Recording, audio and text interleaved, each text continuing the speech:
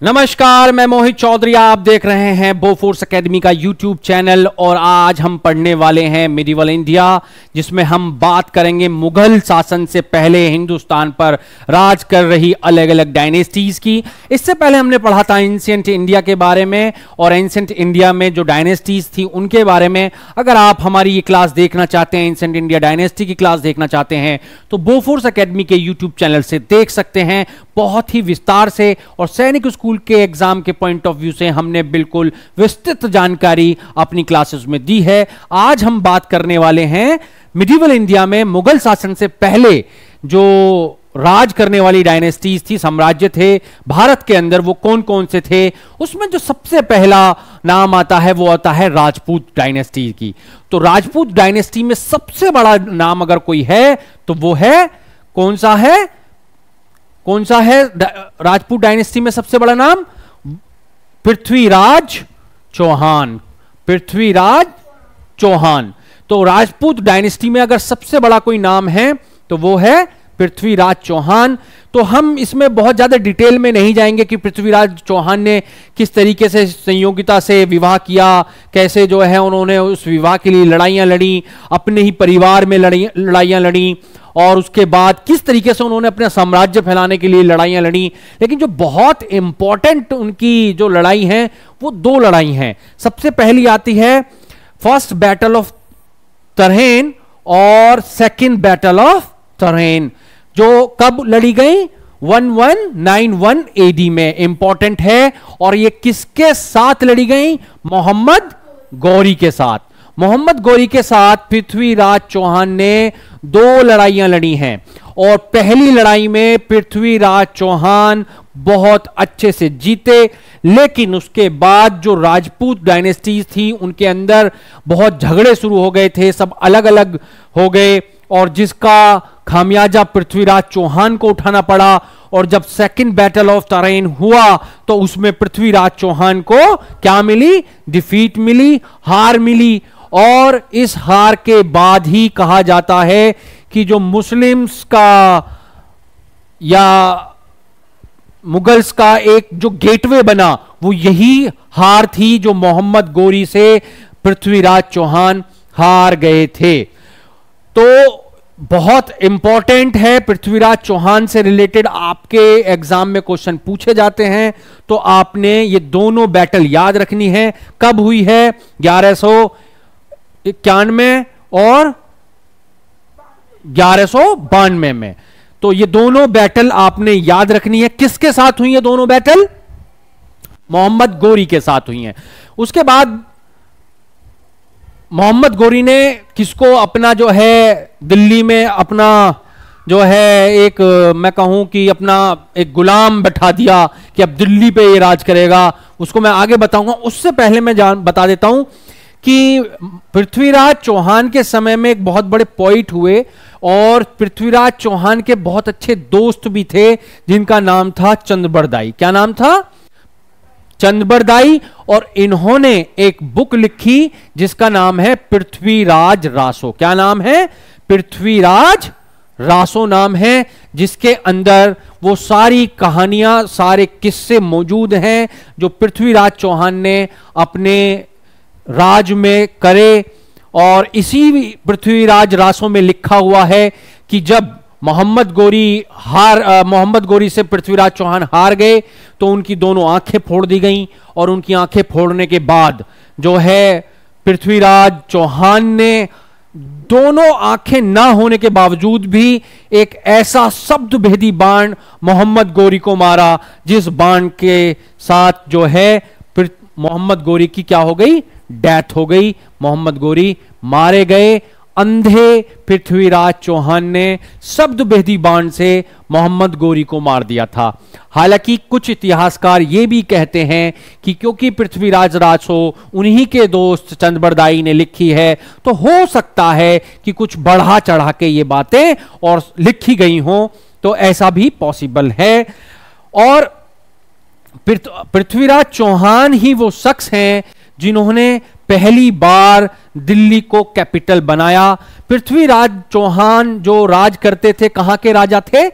अजमेर के राजा थे। कहां के राजा थे? अजमेर के राजा थे, जिन्होंने बाद में दिल्ली को भी क्या बनाया, अपनी कैपिटल बनाया। तो दिल्ली को कैपिटल बनाने वाले भी कौन है, पृथ्वीराज चौहान है। और दिल्ली को कैपिटल इसलिए भी बनाया गया क्योंकि यहां से आप पूरे इंडिया को कवर कर सकते हैं। उनको आप ईस्ट में जा सकते हैं, वेस्ट में जा सकते हैं, नॉर्थ में जा सकते हैं, साउथ में जा सकते हैं। तो ये बहुत अच्छा एक सभी जो एक राज करने के लिए जितने भी पॉइंट्स चाहिए कि आप किस तरीके से कंट्रोल कर सके पूरे इंडिया पे, तो वो दिल्ली एक ऐसी जगह थी जहां से कंट्रोल किया जा सकता था। तो ये पृथ्वीराज चौहान के बारे में, अच्छा मैं बार बार आपसे एक चीज कहता हूं कि देखिए पृथ्वीराज चौहान के बारे में हम पढ़ने लगेंगे तो बहुत कुछ है, लेकिन आपके लिए जितना मैंने बता दिया है ये इनफ है, बहुत इनफ है कि ये जो मैंने आपको बता दिया है। ये जो तराइन है ये कहां पर है, हरियाणा में करनाल डिस्ट्रिक्ट है, जिसको अब तालावंडी बोलते हैं। क्या बोलते हैं, तालावंडी बोलते हैं। तरेन का नाम क्या हो गया है, तालावंडी हो गया है। करनाल जिले में तालावंडी जगह है जहां पे ये दोनों युद्ध हुए, पृथ्वीराज चौहान ने जो ये युद्ध किए। इसके बाद हम पढ़ेंगे चोला एम्पायर। चोला एम्पायर भी बहुत इंपॉर्टेंट है। आपने एक फिल्म है, आप सभी जो जीके के स्टूडेंट्स हैं उन्हें देखनी चाहिए, PS1 और PS2 दो फिल्म है, PS1 और PS2। ये दोनों फिल्म आप देखेंगे। PS का मतलब क्या है, पेरुसलम फर्स्ट और पेरुसलम 2। ये दोनों फिल्म आपने देखनी चाहिए। ये दोनों फिल्म ही किस पर बेस्ड हैं, चोला एम्पायर पे बेस्ड हैं। चोला एम्पायर की खास बात यह है कि ये जो एम्पायर है, देखिए जितने भी इंडिया के अंदर जितनी भी डायनेस्टी हुई वो आपस में ही एक दूसरे से लड़ती रही। कभी किसी ने किसी को जीत लिया और कभी किसी ने दूसरे को जीत लिया। लेकिन चोला एम्पायर अपने आप में एकमात्र ऐसी डायनेस्टी है जिसने हिंदुस्तान की दीवारों से बाहर निकलकर श्रीलंका को जीता, मलेशिया को जीता, थाईलैंड को जीता और इंडोनेशिया को जीता।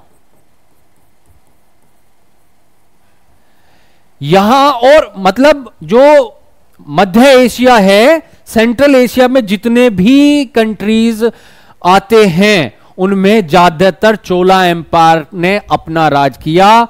और जो हिंदुस्तान के अंदर एक थ्योरी चलती है अखंड भारत, क्या थ्योरी चलती है, अखंड भारत, वो जो अखंड भारत की स्टोरी है वो चोला एम्पायर से ही रिलेटेड है।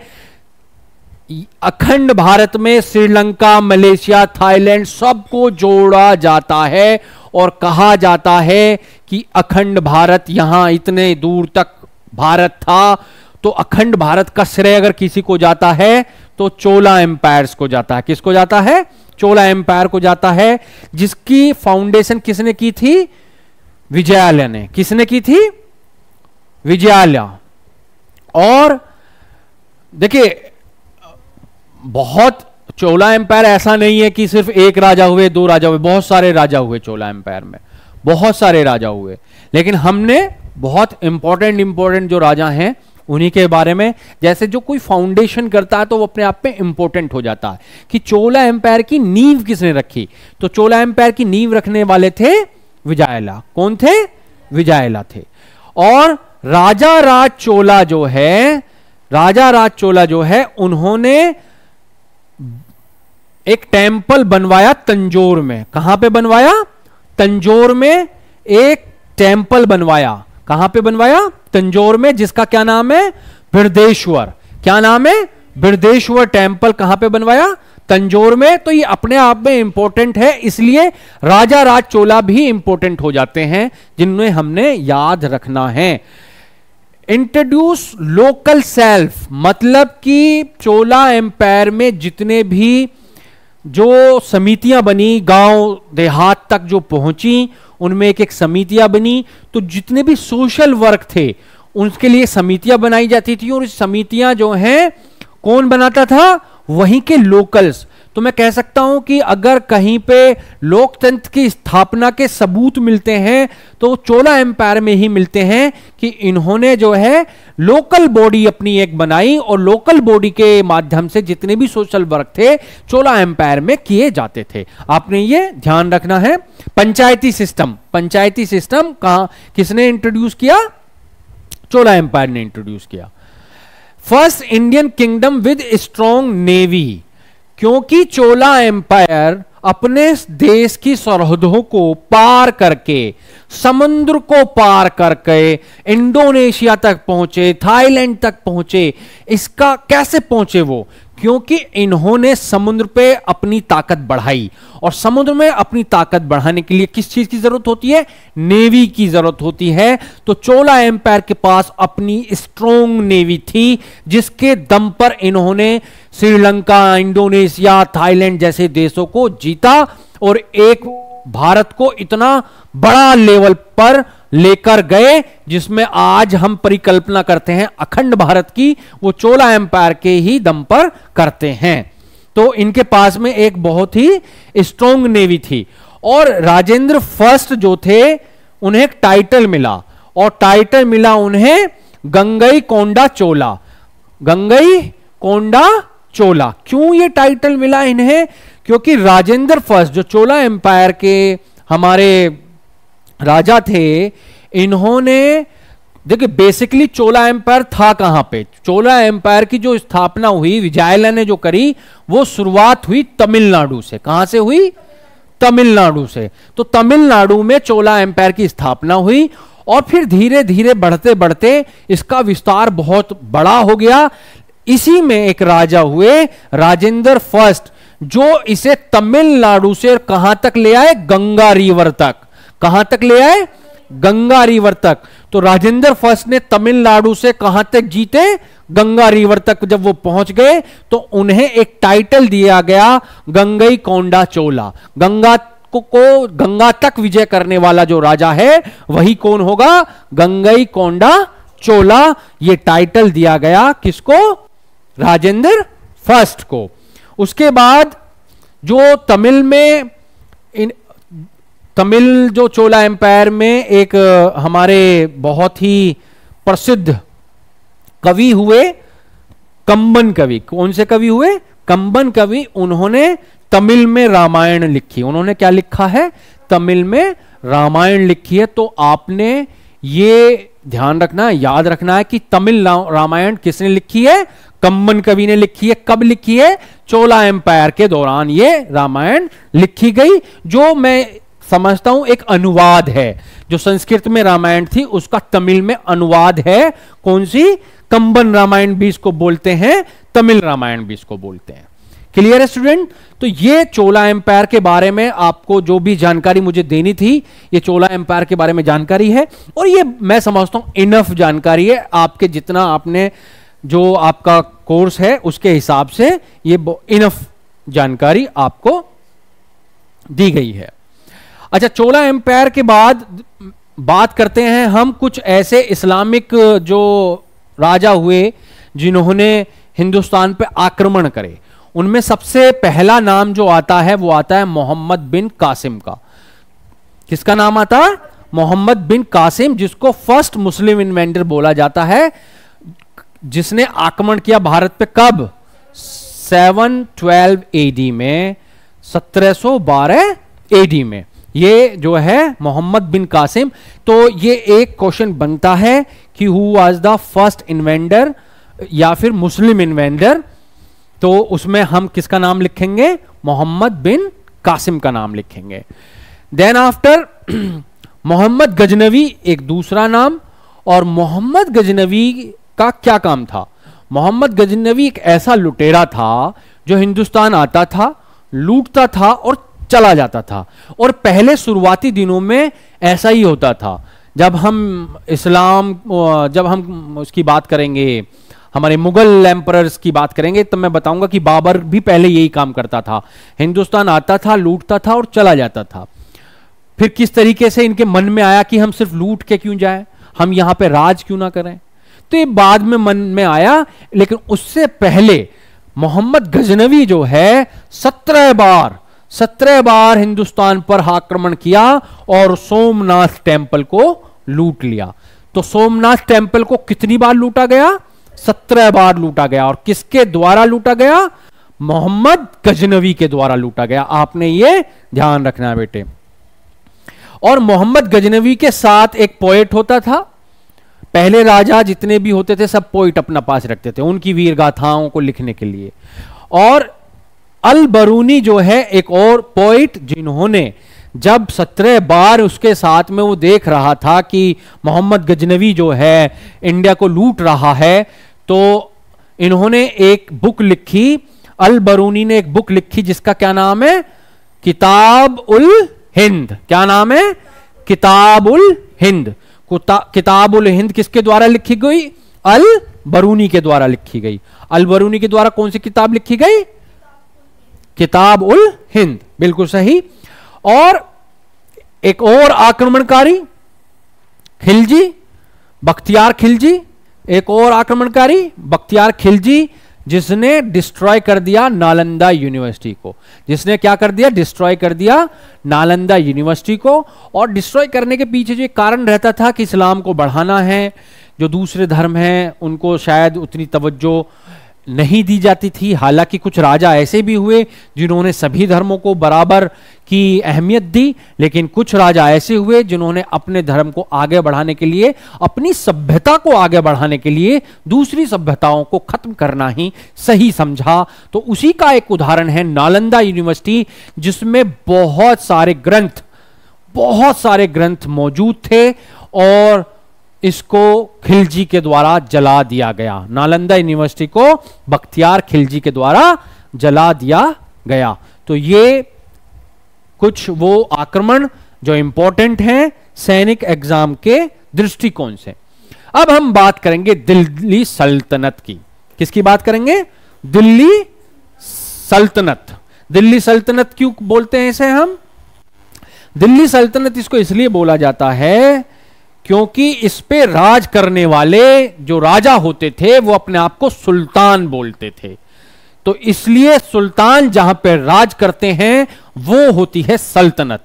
और क्योंकि दिल्ली राजधानी हुआ करती थी तो इसलिए इसको बोला गया दिल्ली सल्तनत। और दिल्ली सल्तनत में सबसे पहले जो डायनेस्टी आती है वो आती है स्लेव डायनेस्टी। कौन सी डायनेस्टी आती है? Slave dynasty. और ये इसकी शुरुआत कब हुई? 1206 एडी में। 1206 एडी में इसकी शुरुआत हुई। इसको स्लेव डायनेस्टी क्यों बोला जाता है? इसको स्लेव डायनेस्टी क्यों बोला जाता है? क्योंकि जैसा कि मैंने आपको बताया था कि मोहम्मद गोरी जो पृथ्वीराज चौहान को हरा देते हैं, मोहम्मद गोरी पृथ्वीराज चौहान को हराने के बाद, क्योंकि पृथ्वीराज चौहान ने अपनी जो कैपिटल थी उसको दिल्ली बना लिया था, तो दिल्ली पर एक अपने गुलाम को बैठाते हैं। कौन बैठाता है? मोहम्मद गोरी। मोहम्मद गोरी अपने एक गुलाम को कहां बैठाता है? दिल्ली की सत्ता पे, जिसका क्या नाम था? कुतुबुद्दीन ऐबक। क्या नाम था? कुतुबुद्दीन ऐबक। किसका गुलाम था ये? मोहम्मद गोरी का। मोहम्मद गोरी का ये गुलाम था। इसीलिए इस डायनेस्टी को क्या बोला गया? स्लेव डायनेस्टी बोला गया। किसका गुलाम ने राज किया दिल्ली पे? मोहम्मद गोरी के गुलाम ने दिल्ली की सल्तनत पर राज किया। और फिर इतिहास ये रहा कि इस डायनेस्टी में वो चीजें देखने को नहीं मिली जैसा कि पहली और दूसरी समकालीन डायनेस्टी में देखने को मिल रही थी।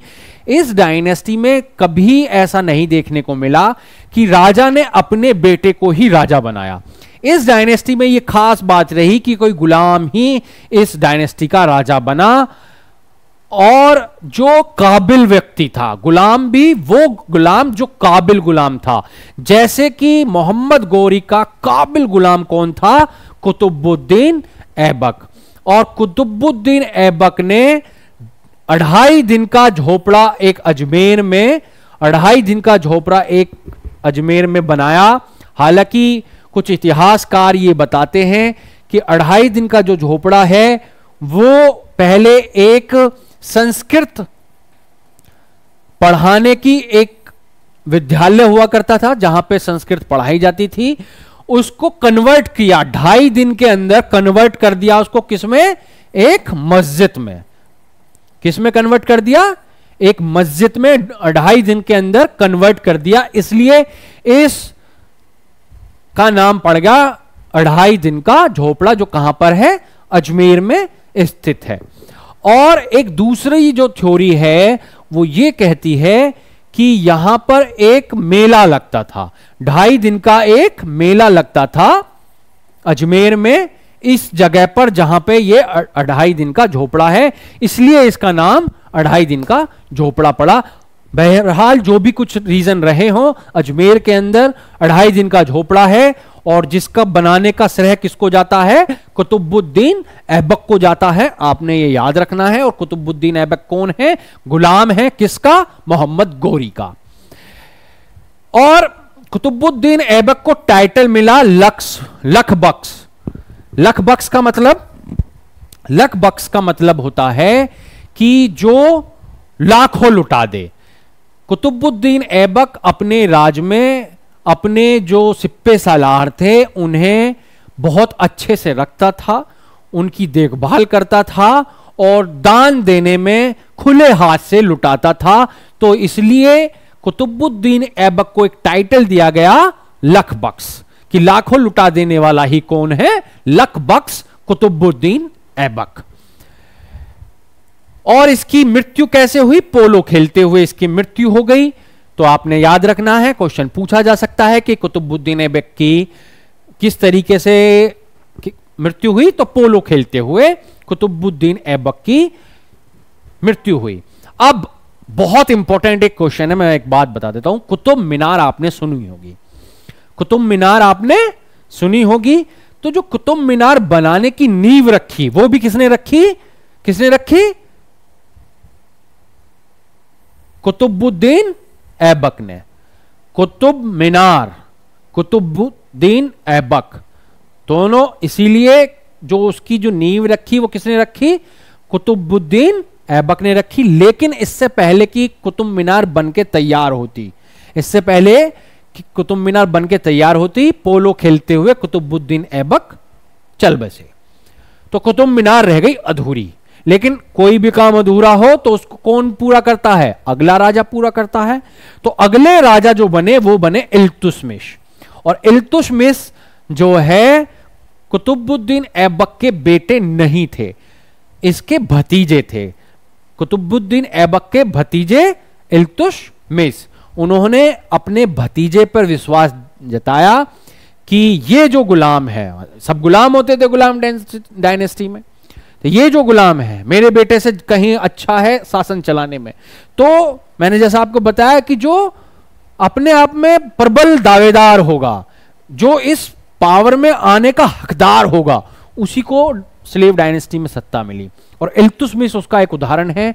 कुतुबुद्दीन ऐबक के भतीजे थे इल्तुतमिश, और इन्होंने ही, इल्तुतमिश ने ही क्या बनाई, कुतुब मीनार को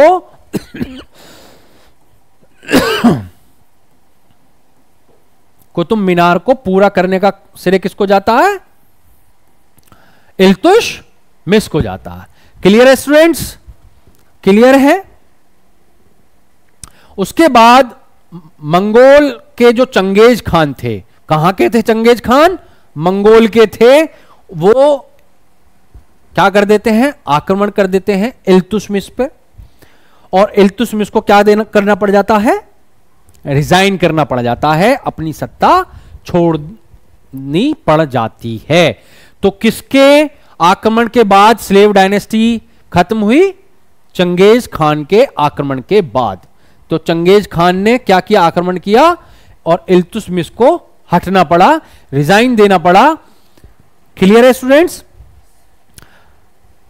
हां, एक चीज माफ कीजिएगा कि इल्तुतमिश ने रिजाइन जरूर किया, लेकिन स्लेव डायनेस्टी खत्म नहीं हो जाती है। चंगेज खान का एक बहुत भयंकर यह आक्रमण हुआ दिल्ली की सत्ता पर, लेकिन इल्तुतमिश ने रिजाइन भी किया, लेकिन स्लेव डायनेस्टी खत्म नहीं हुई, इसके बाद कोई दूसरा राजा बना, और लेकिन वो राजा अपने आप में इतने पावरफुल नहीं रहे। धीरे धीरे एक दो राजा के बाद स्लेव डायनेस्टी खत्म हो गई। हम इल्तुतमिश की बात करेंगे। इल्तुतमिश की हम बात करेंगे। इल्तुतमिश ने जो है एक ग्रुप बनाया 40 स्लेव्स का। क्या बनाया? 40 स्लेव्स का ग्रुप बनाया। और ये ग्रुप क्या काम करता था? ये ग्रुप सत्ता चलाने का पूरा जितनी भी तैयारी करनी है, ये 40 स्लेव्स का ग्रुप करता था। इस 40 मेंबर के जो ग्रुप था, इसमें बहुत सारी पावर थी, हर आदमी के अपनी अपनी पावर थी, और हर आदमी अपना अपना काम करता था। तो ये जो 40 स्लेव्स का ग्रुप था, ये इंपॉर्टेंट हो जाता है। ये किसने बनाया? इल्तुतमिश ने बनाया। और आगे चल के एक और राजा हुए बलबन, स्लेव डायनेस्टी के ही। उन्हें ऐसा लगा कि ये जो 40 स्लेव्स हैं, ये जो है उन्हीं को मार देंगे, उन्हीं की हत्या लेंगे। इसलिए बलबन ने इन 40 स्लेव्स को जो है खत्म कर दिया। और मतलब ये जो प्रथा चली आ रही थी, ऐसा ये सेम नहीं रहेंगे, बदलते रहेंगे, राजा बदलेगा, लेकिन ये एक सत्ता चलाने का एक प्रोसेस है कि हमें 40 आदमी को चिन्हित करना होगा जो सत्ता चलाएंगे। लेकिन बलबन ने इन 40 आदमियों को खत्म कर दिया। खत्म करने से मेरा मतलब है कि इस प्रोसेस को खत्म कर दिया कि 40 आदमी नहीं चलाएंगे, मैं चलाऊंगा। बलबन ने कहा मैं अकेला चलाऊंगा, कोई 40-40 नहीं चलाएगा, क्योंकि उन्हें ऐसा लगा कि ये 40 आदमी तुम्हारी सत्ता को खत्म करके और राज सिंहासन पर ही खुद बैठ जाएंगे। तो इल्तुतमिश ने जो है 40 मेंबर का एक ग्रुप बनाया था, ये आपने ध्यान रखना है। और इल्तुतमिश के बाद जो उनके बेटे थे, वो कोई राजा नहीं बनता है। इल्तुतमिश के बाद उनके जो बेटे थे, कोई राजा नहीं बनता है। इल्तुतमिश की एक बेटी थी। इल्तुतमिश की एक बेटी थी रजिया सुल्तान। क्या नाम था? रजिया सुल्तान। रजिया सुल्तान जो फर्स्ट मुस्लिम वुमेन रूलर हैं। कौन है? फर्स्ट मुस्लिम वुमेन रूलर हैं रजिया सुल्तान, जो 4 साल तक स्लेव डायनेस्टी की राजा रही, सुल्तान रही।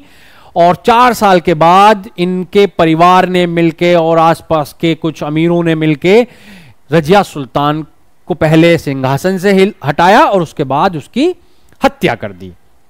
तो रजिया सुल्तान अपने आप में एक बहुत इंपॉर्टेंट क्वेश्चन है, बेटा ध्यान रखना है, बहुत इंपॉर्टेंट क्वेश्चन है रजिया सुल्तान का कि फर्स्ट मुस्लिम वुमेन रूलर कौन थी? रजिया सुल्तान थी। किसकी बेटी थी? इल्तुतमिश की। कौन से स्लेव डायनेस्टी की सुल्तान बनी? और रजिया सुल्तान। और कहा, और हमारे जो खड़ी बोली है, इस खड़ी बोली में एक कहावत है, फंस गई रजिया गुंडों में, वो इन्हीं से आई है। ऐसा बताया जाता है कि रजिया सुल्तान इतनी, मतलब इतने सारे दुश्मन हो गए थे रजिया सुल्तान के, शायद ही किसी रूलर ने इतने सारे दुश्मनों को एक साथ हैंडल किया हो। तो 4 साल गद्दी पे जरूर रही, लेकिन इतने सारे जो उसके दुश्मन थे कि एक कहावत भी हमारे यहां बनी। जैसे मैंने बताया, बलबन लास्ट ग्रेट रूलर थे स्लेव डायनेस्टी के। उसके बाद जो है धीरे धीरे धीरे स्लेव डायनेस्टी, 1-2 और राजा बने, वो खत्म हो गई। क्लियर है? ध्यान रखना बेटे, मैंने बीच में बोल दिया था, बाई चांस कई बार हो जाता कि इल्तुतमिश के बाद स्लेव डायनेस्टी खत्म हो गई। नहीं, इल्तुतमिश के बाद उनकी बेटी रजिया सुल्तान, उसके बाद जो है लास्ट जो ग्रेट रूलर हुए वो कौन हुए? बलबन हुए, जिन्होंने ग्रुप ऑफ 40 स्लेव्स को क्या कर दिया था? हटा दिया था। क्लियर है? तो ये है हमारी दिल्ली सल्तनत में जो हमारी स्लेव डायनेस्टी की हम बात कर रहे थे, स्लेव डायनेस्टी। इसके बाद हम बात करेंगे खिलजी डायनेस्टी की। किसकी बात करेंगे? खिलजी डायनेस्टी की बात करेंगे। तो खिलजी डायनेस्टी में इसके जो फाउंडर थे वो कौन थे? जलालुद्दीन खिलजी। किसने बनाया, किसने नींव रखी खिलजी डायनेस्टी की? जलालुद्दीन खिलजी ने। तो जलालुद्दीन खिलजी ने किसको हरा के जो है ये खिलजी डायनेस्टी आई, दिल्ली सल्तनत पे राज किया? वो थी स्लेव डायनेस्टी। तो पहली स्लेव डायनेस्टी को हटाया किसने? खिलजी डायनेस्टी ने।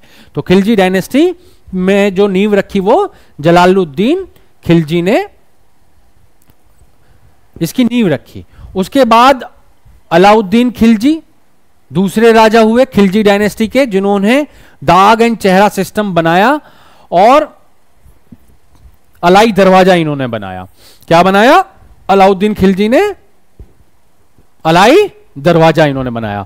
अलाउद्दीन खिलजी को बारे में अगर आप जानना चाहते हो तो आप जीके के स्टूडेंट हैं तो आपको एक फिल्म है पद्मावत, एक फिल्म है पद्मावत, उसमें रणबीर सिंह ने जो एक रोल प्ले किया है वो रोल प्ले किया है किसका? अलाउद्दीन खिलजी का। तो अलाउद्दीन खिलजी के बारे में अगर आप कुछ और जानना चाहते हैं तो आप पद्मावत भी देख सकते हैं। अलाउद्दीन खिलजी ने दाग एंड चेहरा सिस्टम जो लागू किया था, ये क्या था कि अपनी नेवी में अनुशासन बना रहे, जो माफ कीजिए नेवी में नहीं, अपनी जो इनकी सेना थी, आर्मी जो इनकी थी, उसमें अनुशासन रहे, इसलिए उन्होंने हॉर्सेस पर, घोड़ों पर क्या बनाए? दाग बनाए। क्या बनाए? दाग बनाए, एक निशान बनाया जिसको क्या कहा? दाग कहा, जिससे यह पता चल जाता था कि ये नंबर का घोड़ा है, ये कुछ उन्होंने उसमें नंबरिंग की हर घोड़े के ऊपर।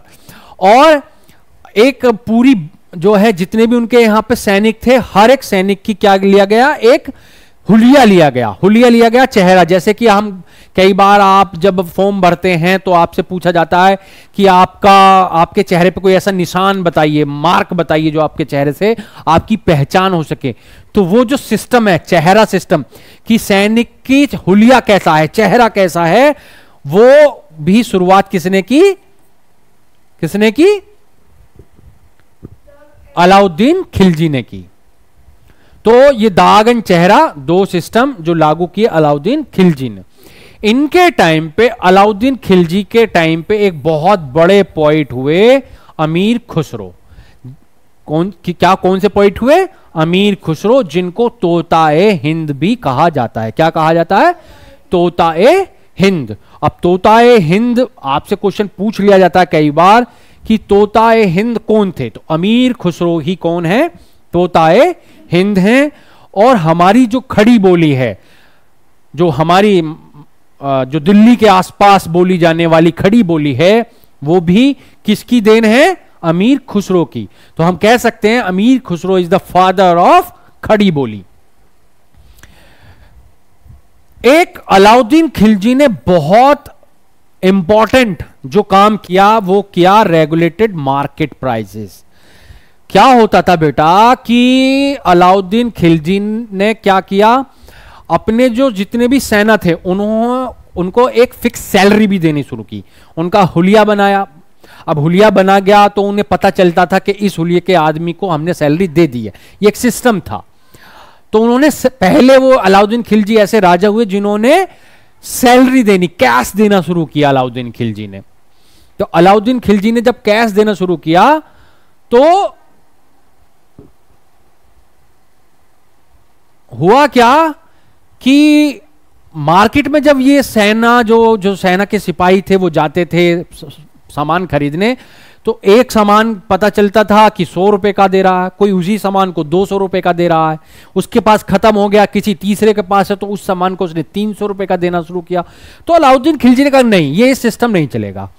उन्होंने एक फिक्स्ड वैल्यू बनाई हर एक सामान की, MRP जिसे हम बोलते हैं, मार्केट प्राइस। क्या बोलते हैं? MRP निर्धारित की। MRP एक फिक्स्ड प्राइस निर्धारित किया कि ये सामान 2 रुपए में मिलेगा, ये सामान 2 पैसे में मिलेगा, ये सामान 3 रुपए में मिलेगा।